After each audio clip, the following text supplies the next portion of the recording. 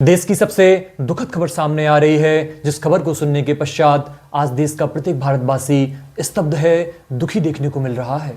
साथियों, मैं आप लोगों को बताना चाहूंगा, आज दोपहर 3 बजे दुबई में एयर शो के दौरान भारत का स्वदेशी निर्मित फाइटर जेट प्लेन तेजस क्रैश हो गया है।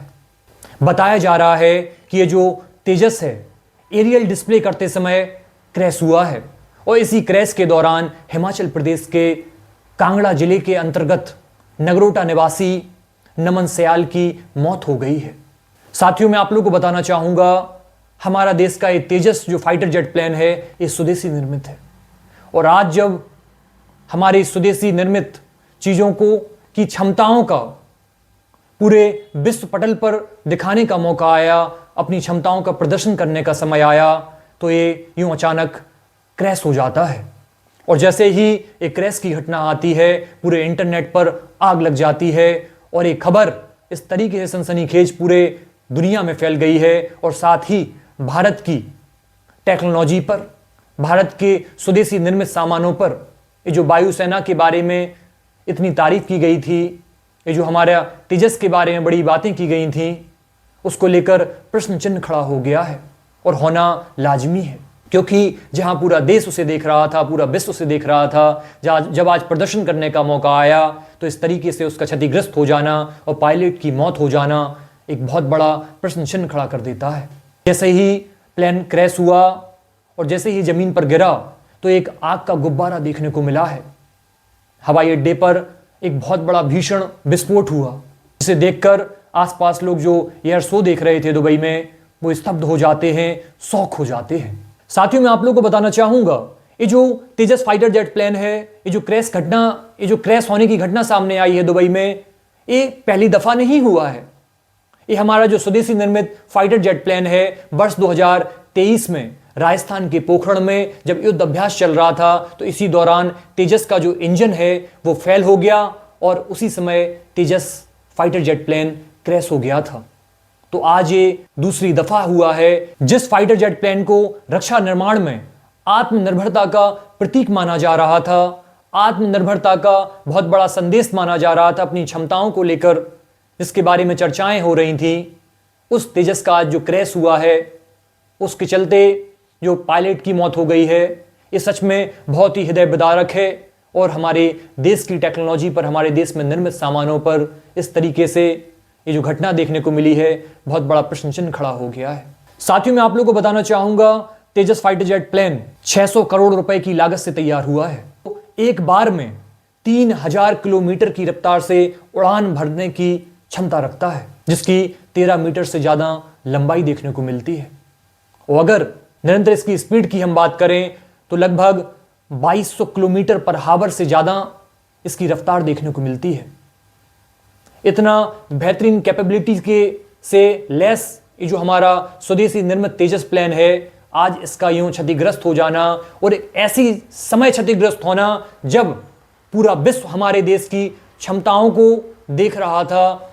एक ऐसा क्षण था जो एयर शो देखने को मिलता है। यहाँ प्रत्येक देश की जो वायुसेना होती है, जो भी आपने अपना निर्मित किया है, अपनी क्षमताओं को दिखाने का ये क्षण होता है कि जैसे कोई बच्चा किसी बड़े इम्तिहान में जाए और वहां पर फेल हो जाए, या आप रेस दौड़ने के लिए गए और उसमें आप फेल हो जाएं, तो आप कैसा महसूस करते हैं, वैसा ही आज पूरी दुनिया में चर्चाएं हो रही हैं। ये जो 600 करोड़ की लागत से तैयार हुआ है तेजस, आज से नहीं बना हुआ है। हम लोगों ने अभी सुना था, जब इसका प्रचार हमने देखा सोशल मीडिया पर, तो हमें लगा तेजस आज ही आ गया है। नहीं साथियों, तेजस, ये जो नाम हम सुन रहे हैं, ये नाम किसी और ने नहीं, बल्कि वर्ष 2003 में तत्कालीन भारत के प्रधानमंत्री अटल बिहारी वाजपेयी जी ने दिया था। ये उनका सपना था कि भारत में ये light weight fighter jet plane का निर्माण किया जाए, वो भी स्वदेशी निर्मित होना चाहिए, जिससे हम आत्मनिर्भरता की दिशा में एक बहुत बड़ा कदम रख सकें। जैसा कि आप लोगों ने सुन लिया है कि जो घटना सामने आई है एयर शो के दौरान, ये जो प्लेन क्रैश हुआ है, पायलट की मौत हो चुकी है, कब ये इसकी शुरुआत हुई, तेजस को लेकर किसने इसका नाम दिया, आपने तमाम चीज़ें सुनी हैं। साथ ही आप लोगों को भी ज्ञात है कि ये स्वदेशी निर्मित है।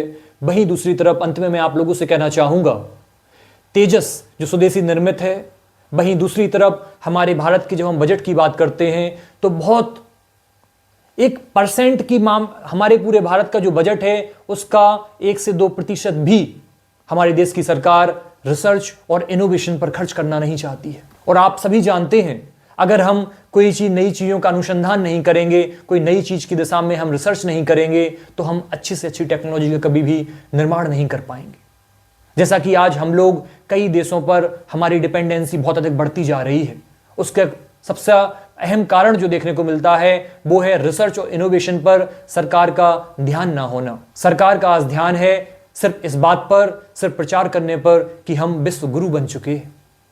सरकार आज निरंतर बातें करती है, स्वदेशी अपनाइए, स्वदेशी निर्माण करिए, तमाम बातें की जाती हैं, लेकिन क्या आप रिसर्च और इनोवेशन को लेकर ध्यान में रख रहे हैं? क्या आप रिसर्च और इनोवेशन को लेकर कोई बड़ी प्रगति कर रहे हैं?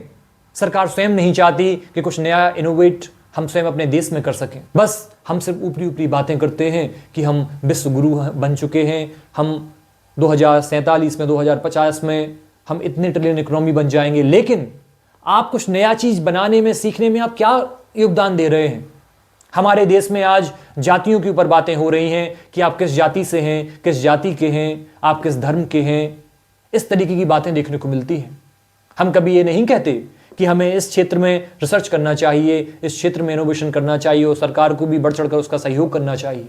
इसीलिए आज देश का होनहार एक से एक भारतवासी अपने देश को छोड़कर विदेशों में पलायन कर रहा है, और जिसे अपने देश में रहकर अपने देश के विकास में सहयोगी होना चाहिए था, आज वो अमेरिका जैसे देशों में जाकर बड़ी बड़ी कंपनियों के सीईओ बनकर अमेरिका को बड़ा बनाने में अपने जीवन का अहम योगदान निभा रहे हैं।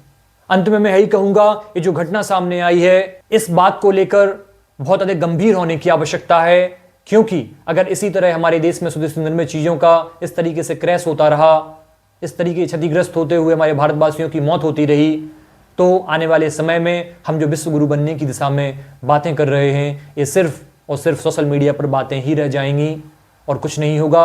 सरकार से मैं कहना चाहूँगा, अगर आप रिसर्च और इनोवेशन पर अधिक से अधिक पैसा खर्च करने के लिए योजनाएं नहीं बनाएंगे, तो हम कभी भी अच्छी से अच्छी चीज़ों का निर्माण कभी नहीं कर पाएंगे।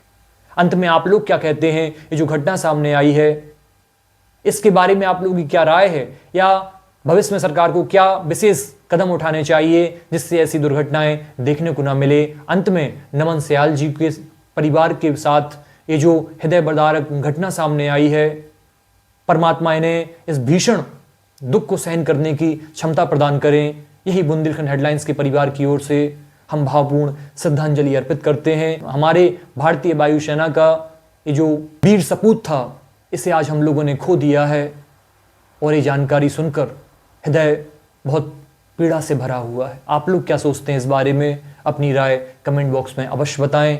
धन्यवाद।